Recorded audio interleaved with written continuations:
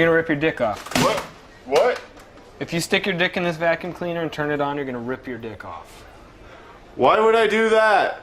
I don't know, sir, because it's not gonna feel like a blowjob. How would you know? I mean, I'm not going to. Good, because if you did, you would rip your dick off. So, are there like multiple power settings on this? Yeah. There's high and there's low, and both of those will rip your dick off. That's such a weird way to describe the power settings on a vacuum. I mean, is there like another vacuum? That won't rip your dick off? I'm just trying to clean my apartment, This man. one, right here. This is a vacuum cleaner that sucks dicks really well. I don't know what your deal is, man, but I just have a messy apartment, and you're being a real weirdo.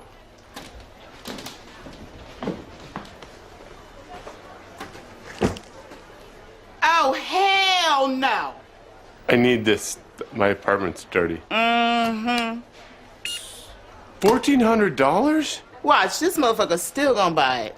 This is ridiculous. Nasty ass vacuum fuckers. Here.